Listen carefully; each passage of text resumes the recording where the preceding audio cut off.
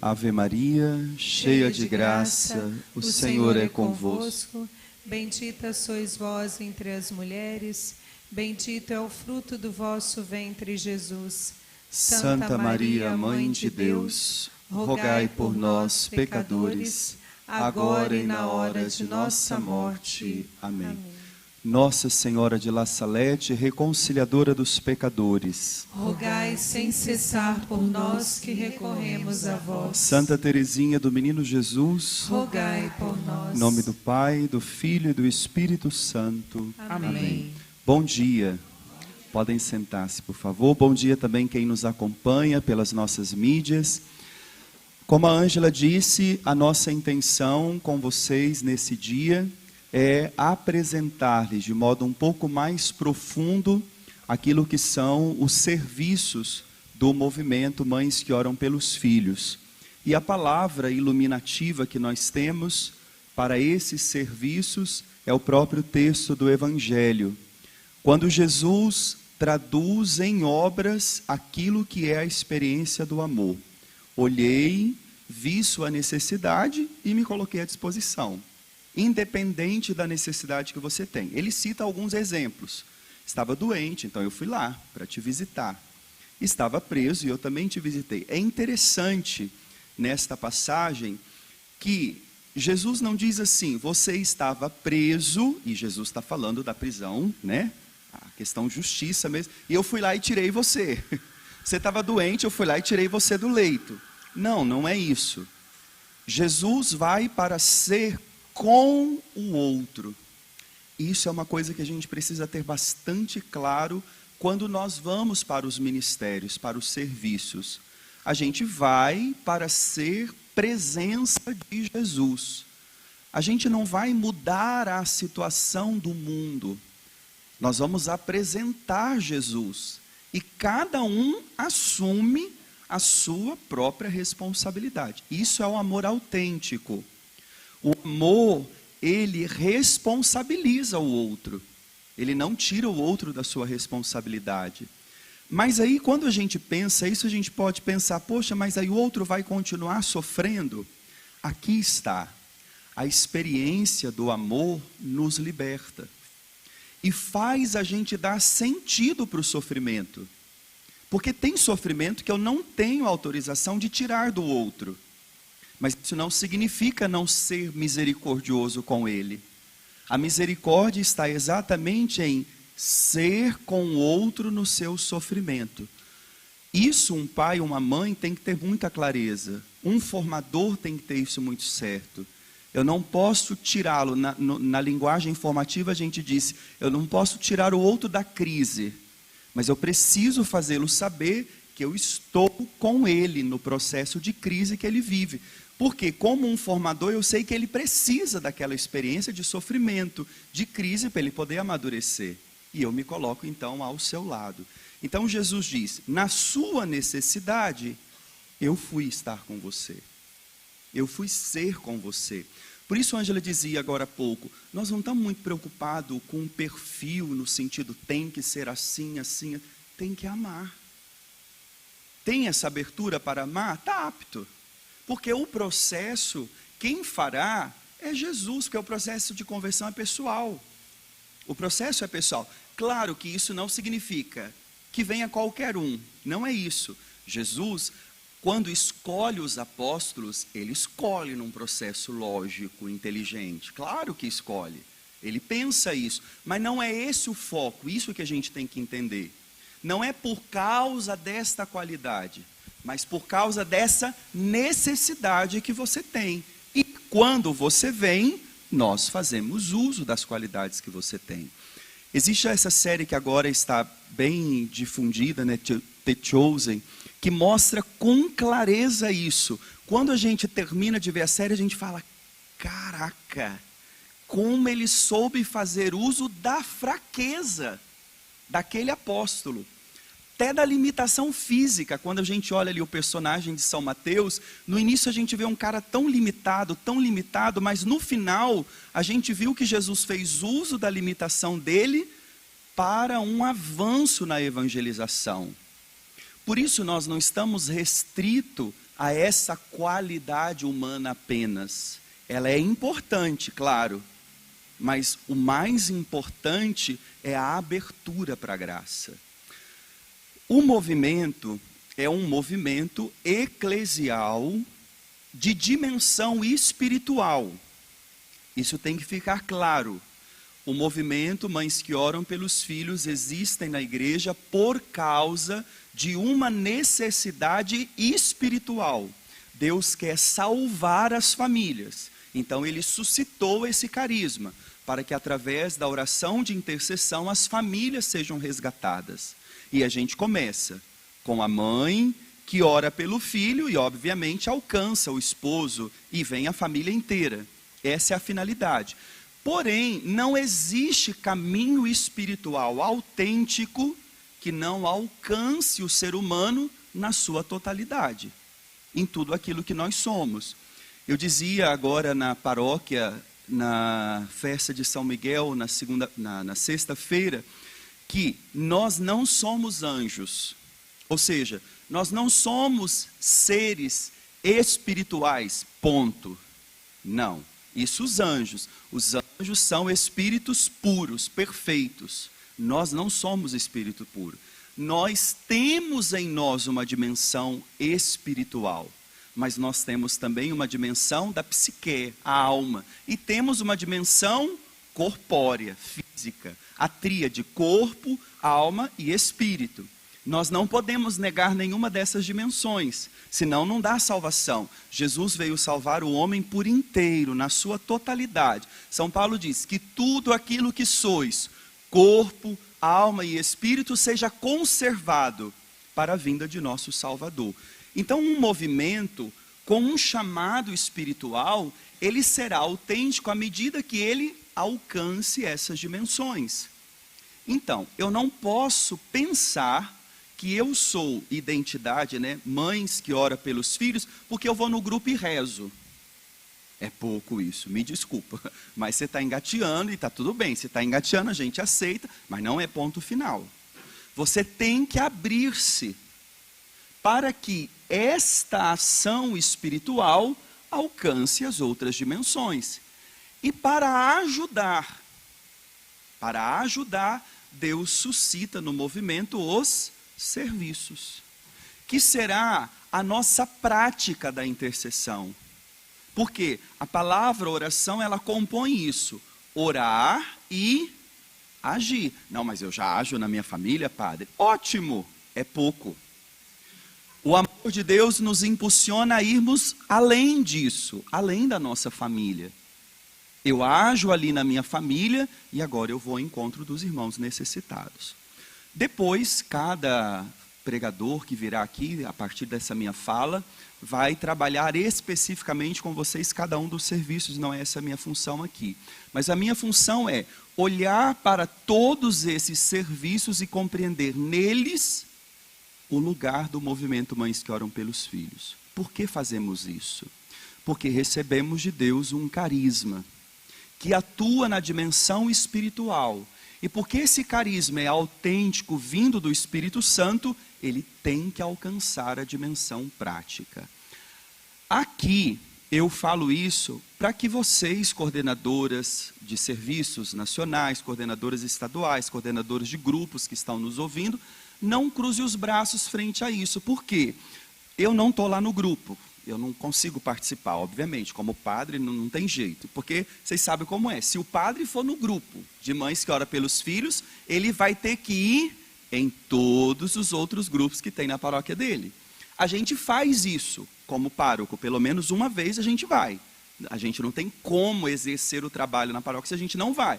Só que eu não posso ir lá de novo. Porque se eu for lá de novo, significa que eu vou ter que ir de novo em todos os outros. E aí não dá. Imagina, hoje minha realidade, paróquia, 15 comunidade, mais um monte de trabalho, enfim. Acontece que, às vezes, a gente percebe lá na base, nos grupos, que as coordenadoras não se despertaram para isso. E não provocam no grupo o despertar para os serviços. Fica parecendo que é uma coisa despencada do céu. De repente surge uma mãe que tem que perguntar: é verdade que no grupo tem mães que visitam os presídios? Ah, é verdade. verdade? Você gostaria? Tipo assim, como se fosse uma coisa que... E não pode isso. Da mesma maneira como nós ensinamos que tem que ir à missa, tem que confessar, tem que ler a palavra, nós temos que despertar isso no grupo. Porque se não fala, ninguém fica sabendo. Não, mas aí falou no encontro estadual, uma vez no ano, gente. Se lá na paróquia a gente bate no pé, precisa de catequista, precisa de gente para liturgia, precisa de gente para... Dá o que fazer para surgir, imagina num grupo. Então assim, os serviços eles estão avançando, e isso é muito bom. Mas eu acredito que esse avanço seria muito maior se cada coordenadora entendesse que faz parte do pastoreio dela suscitar esses grupos. Não é por acaso, se der... Não, isso é um chamado para você que é mãe que ora pelos filhos. E veja a riqueza, são braços de serviços totalmente diferentes. Para que não aconteça de alguém dizer, mas eu não sirvo para ir ao hospital. Não, chega lá eu fico doente. Não, mas você não é obrigado a ir ao hospital, você pode ir na escola. Mas eu não sirvo para ir para a escola, misericórdia. Então vai lá no presídio. Ai meu Deus do céu, mas no presídio... Criatura, vamos falar, rasgar, morre então, vai. Pronto, falei. Estou dando esse exemplo drástico para dizer que não tem como a gente não se identificar com algo. Aí, gente, na prática, não é só ir, e aqui vem o tema da minha colocação, indo, ministrando esse serviço, ser o olhar de Jesus. E é interessante, por que o olhar? As Sagradas Escrituras diz que os olhos são janelas da alma. Há quem diga, os antigos, vovó repetia bastante isso, para isso, não fica mexendo, o que os olhos não vê, o coração não sente. E é verdade, é muito verdadeiro isso. Porque tem coisa que você está muito bem, mas a hora que você olha, se é um olhar bom, te enche. Se é um olhar negativo, por mais que você seja uma pessoa que busque o equilíbrio, não é que a gente seja, porque não tem ser humano equilibrado nessa terra, né? A gente é uma luta para tentar ser equilibrado, mas a hora que você vê um olhar de reprovação, um olhar de desprezo, aquilo mexe com a gente. Aí na hora você tem que falar, Jesus, não deixa eu colocar isso dentro de mim. Deixa eu fazer o que eu tenho que fazer, que o Senhor pediu e tocar o barco para frente. Vejam, é através do olhar que as coisas acontecem. Eu estou falando de um olhar material, mas obviamente a gente tem que ampliar isso para um olhar espiritual. Jesus faz toda a diferença na sua missão exatamente por causa da maneira como ele olha aqueles que apresentam-se diante dele. Primeiro, o olhar de Jesus é um olhar acolhedor. O que é acolher? Acolher não é simplesmente dar um sorriso, dar um beijinho e falar que bom que você está aqui. Acolher é trazer para dentro de nós. É fazer com que o outro não se sinta deslocado, mas que ele se sinta parte. Já perceberam, por exemplo, né, a gente que tem timidez, quando a gente chega num lugar, o primeiro momento a gente fica meio deslocado. Por mais que seja um ambiente que é para nós mesmo, a gente fica deslocado. Aí vem alguém que nos acolhe, que nos insere, pronto, desarmou. A gente fica bem. Então, o olhar de Jesus é este olhar de acolhida. Ninguém passa desapercebido pelo olhar de Jesus. E ele sendo Deus, constituído juiz, nenhum momento nós o vimos agir assim com a criatura humana. Todos aqueles que se colocaram diante de Jesus com uma necessidade de coração aberto, ele acolheu. Me chama a atenção aquela passagem do jovem rico, quando ele chega para Jesus e diz, bom mestre, que devo fazer para ganhar a vida eterna? São Mateus diz que, fitando nele os olhos, Jesus o amou e disse-lhe, por que me chamas de bom? Só Deus é bom. você conhece os mandamentos. E Jesus repete para ele. E aí ele diz, mas eu tenho feito isso desde a mais tenra juventude. Uma coisa só te falta. Vai, vende tudo o que tens, dá aos pobres e terás um tesouro no céu. É interessante essa passagem, o processo pedagógico que Jesus utiliza. Ele deixa o homem ir até ele, o homem o reconhece como um mestre de Israel e ainda qualifica, bom mestre. Jesus, conhecendo o coração de cada pessoa humana, ele enxergou duas coisas naquele homem. Primeiro, ele era verdadeiro. Diferente dos fariseus que faziam perguntas para colocar Jesus em apuro, Jesus sabia que a pergunta daquele homem não era para colocar Jesus em apuro. Ele queria mesmo alcançar a vida eterna. E ele estava tentando isso. Jesus viu a verdade nele. No entanto, Jesus viu que aquele homem estava fazendo um caminho errado.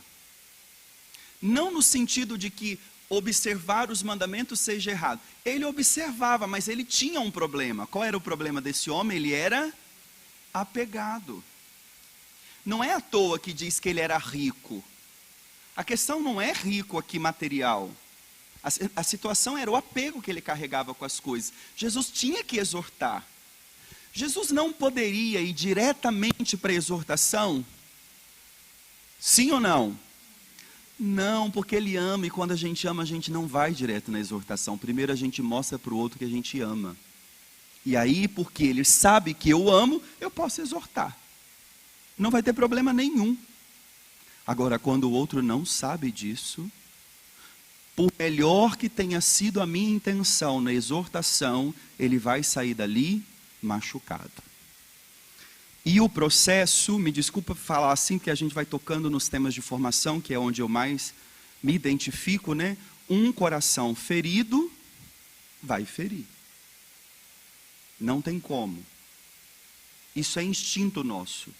A gente só vai conseguir, diante de uma ferida recebida, oferecer amor num processo de santificação. O natural não. O natural é pisou, eu também reajo. É instinto isso. Nós somos assim. Agora, o processo de conversão faz a gente mudar. Recebe uma pedrada e a gente diz, está aqui para você. Hoje, a santa de hoje é isso. Mas ela não nasceu assim. Não nasceu assim. Foi um processo interior muito grande para devolver ao mal recebido um bem maior. Então vejam, Jesus sabia que ele tinha que corrigir aquele jovem, mas Jesus fez questão primeiro de amar. E é um detalhe, não é Jesus que diz, então, deixa eu amar você primeiro, vem aqui que eu vou te... Jesus não falou nada para ele nesse sentido. Foi o evangelista que percebeu. Jesus, fitando nele os olhos, o amou. Como será que foi esse olhar? Para o evangelista ter percebido. Não foi um olhar qualquer. Por isso o nosso olhar diz. A gente precisa tomar muito cuidado com isso. Sobretudo nós que somos liderança. E aí nós que somos liderança e que somos caracterizados por temperamentos fortes. Porque quando a gente vê, a gente já reagiu. No meu processo formativo, eu fui formado numa comunidade de vida, então tinha padres e tinha irmãs também. E uma das irmãs que trabalhava na formação, um dia ela falou para mim assim, olha, as pessoas reclamam muito de você para mim. Você é muito bom, você trabalha demais, você é líder, mas quando você fecha a cara, não tem quem muda. Eu disse para ela, eu tenho esse problema, então vamos tentar de resolver isso. Falei, mas não é fácil, eu estou tentando, mas não é fácil. Ela disse para mim uma coisa, ela falou, você percebe quando você fecha a cara? Eu falei, não, então você vai ter que começar a perceber. E aí, então, isso eu era seminarista ainda, então pense que o negócio é difícil, viu? O trem é difícil, gente. E aí eu comecei, Jesus, me ajuda então. E aí eu comecei a perceber. Eu via quando eu fechava a cara. Aí eu voltei nela. Irmã, estou começando a perceber. Ela falou, então, agora eu vou te dar uma outra informação. Você vai tentar se antecipar à percepção. Falei, minhas almas do purgatório, mas não era esse o trabalho? Ela, não, porque quando você percebe que você fechou a cara, ela já está muito fechada. E isso é a minha luta. Isso é a minha luta. Que são defesas da gente. São defesas. Não é que você é mal. Tanto que o que mais a gente ouve, nossa, eu te achava assim depois. Porque a gente se defende. No medo de levar uma paulada, eu já seguro o pau antes. Vem para você ver se você não vai levar. Só que não é que eu quero agredir. Imagine isso, gente, no nosso processo natural. Estou dando o meu exemplo, mas todos nós sabemos onde a gente é fraco. Nenhum de nós somos fortes em tudo. E que bom que não somos. Porque senão, nós estaríamos no time de Lúcifer. Porque ele achou que ele era bom em tudo. E tentou sentar no trono de Deus. A consciência de não sermos bons em tudo nos ajuda a estarmos no nosso lugar. Por isso, se Deus tirar a mão da minha cabeça, o que vai sobrar? Nada. Nada, nada, nada. Então vejam, o olhar de Jesus expressou àquele homem um amor. Um amor. E isso fez aquele homem desarmar e acolher o que Jesus estava dizendo. Jesus o amou e disse, falou a verdade. Aqui é uma outra coisa, nós não mudamos o conteúdo da mensagem. Por quê? Não é mensagem minha, eu não tenho direito de manipular. Isso é uma dificuldade no mundo atual. O mundo atual de hoje não está pronto para lidar com isso. Quando a gente diz a verdade a alguém, se ela não tiver uma abertura de coração que ela faz conosco, ela nos joga fora, porque ela não quer viver aquele processo. Aquele homem não, aquele homem estava de coração aberto. E Jesus fala a verdade para ele. Uma coisa só te é necessária. Vai, vende tudo o que você tem. E faz o quê? Dá para quem? Interessante. Vocês já deram alguma coisa para pobre? Já? O que ele faz quando ele recebe? Um pobre, o pobre original mesmo, assim, o pobre mesmo que a gente... Hã? O que ele faz? Ah, vocês estão muito espirituais. Gente, ele põe fim na hora. Põe fim, ele acaba com o que você dá para ele. Ele não tem esse negócio, eu vou cuidar porque foi o padre que me deu. Imagina, ele detona. Ele detona. Por isso que é interessante, né? O tempo é curto, mas a coisa mais gostosa do mundo é tomar café na casa de pobre. É uma delícia. Porque ele põe você na mesa e ele tira tudo o que tem na geladeira. Tudo, ele não está nem aí se é salgado, se é doce, se é hora de jantar, se é hora do almoço. É para comer. E ele termina dizendo que nós não sabemos, não, vamos estar aqui amanhã mesmo, né? Vamos comer. Agora vai na casa de rico, aquela frescura, gente. Aquela xicrazinha desse tamanho. A gente que é mais avantajado na Napa, não tem nem como virar o trem. Não deixa. Então você tem que ir de uma vez. Blur. Aí vem as bolachinhas na bandeja, que é as bandejas mais chique, parece até espelho. Que você pode, a tua cara está lá. Aí vem 3 bolachinhas. 3 negocinhos assim, redondinhos. Você dá uma olhada e conta. 1, 2, 3, 4, 5. Ai, errar as contas. Aí vai no primeiro você diz, muito obrigado. Muito obrigado. As 3 voltam. Ninguém pega. Pobre não tem aquelas bacias mesmo, aqueles trem gostosos. Porque no fundo tem uma ideia atrás. Não tem esse negócio de amanhã, de porções para cada dia com etiqueta. Isso é coisa de gente organizada. É interessante. Jesus disse, dá aos pobres. Por quê? Quando você dá ao pobre, você não vai pegar de volta mais. Na hora. Não tem como. Volta lá depois para buscar. Acabou, bem. Acabou. Eu dei um pouco para minha vizinha, meu irmão veio aqui, liguei para minha comadre para ela vir também, porque eu sabia que ela precisava. Acaba. É sábio isso, não é à toa. Porque Jesus também sabe como é o apego em nós. Tem coisa que a gente vai e fala, toma essa Bíblia para você. Eu gosto tanto dela, porque era da minha experiência de oração. Se a gente der para alguém muito cuidadoso, daqui 10 anos você vai lá, a Bíblia está lá. Aí você fala, você me der de novo? É que eu estava vivendo um momento na minha vida, mas agora eu já tenho condição de ficar com ela. Vai dar para o pobre você ver. Ih, Bíblia? Ixi, mas já foi. Pareceu um outro que precisava mais. Vejam, Dar aos pobres é dar com totalidade. O olhar de Jesus fez a total diferença.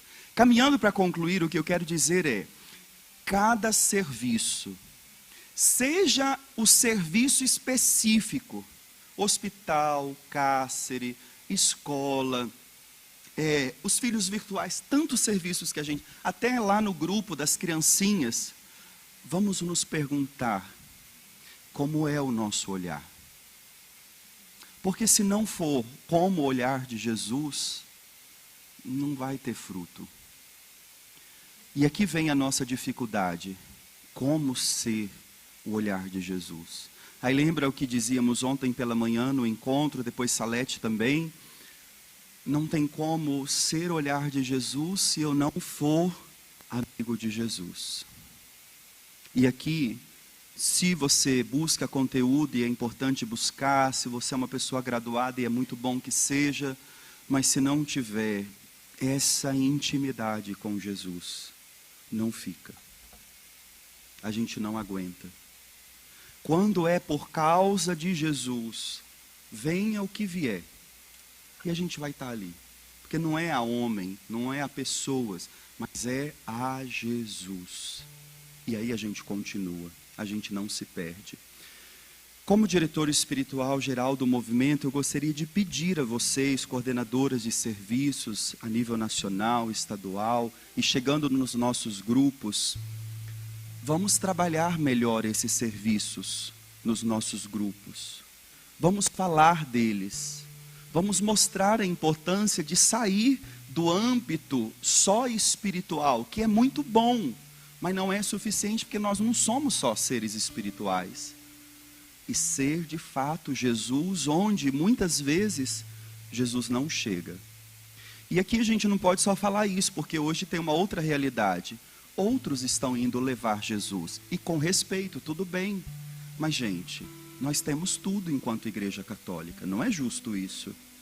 Não é só uma questão, vamos porque os protestantes estão dominando. É muito mais do que isso. A questão é um pecado contra a justiça. Uma vez que, como católico, que tenho tudo enquanto igreja, eu cruzar os braços e deixar um outro que não tem todos os elementos. Fazer aquilo que, por autorização de Jesus, nós recebemos enquanto igreja. Agora, de modo especial, peçamos a Ele a coragem, a graça de, ao irmos ao encontro desses irmãos, sermos ali como Jesus. Que não fique o nosso nome, não fique a nossa imagem, que fique Jesus. Não importa se não souberem nem falar o nosso nome, não importa. Importa que saibam dizer: eu estava doente e alguém foi ali e me falou de Jesus. Eu estava preso, fui ver meu filho numa dor terrível e alguém ali me fez sentir amada e não uma desprezada, que é o sentimento das mães ali na porta dos presídios. Eu tinha um filho numa situação difícil, em que a sociedade criminaliza, judia, joga fora, e alguém disse que o meu filho é amado. Gente, isso vale mais do que qualquer pregação. Isso vale mais do que qualquer suma de teologia. Porque é trazer alguém para aquilo que é a essência que Deus criou o ser humano. Sentir-se amado, sentir-se incluído. E você não precisa de teologia para isso. Só precisa amar, trazer para perto. Vamos pedir a Jesus nessa hora, hoje contando com o auxílio de Santa Teresinha.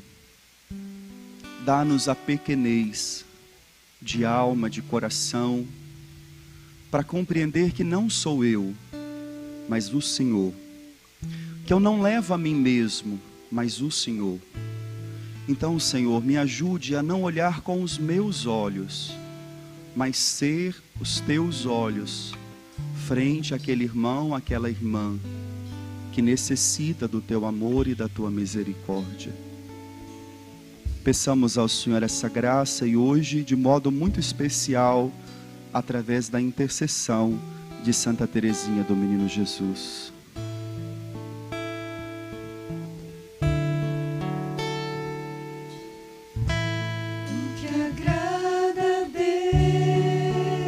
em minha pequena alma. Em minha pequena alma. É que eu ame minha pequenez. É que eu ame minha pequenez. E minha pobreza. E minha pobreza. Mais uma vez, o que agrada a Deus. O que agrada a Deus. Em minha pequena alma. Em minha pequena alma. É que eu ame minha pequenez e minha pobreza. Declare a Ele, é a esperança. É a esperança. Cega Cega. que tenho em sua misericórdia. É a esperança.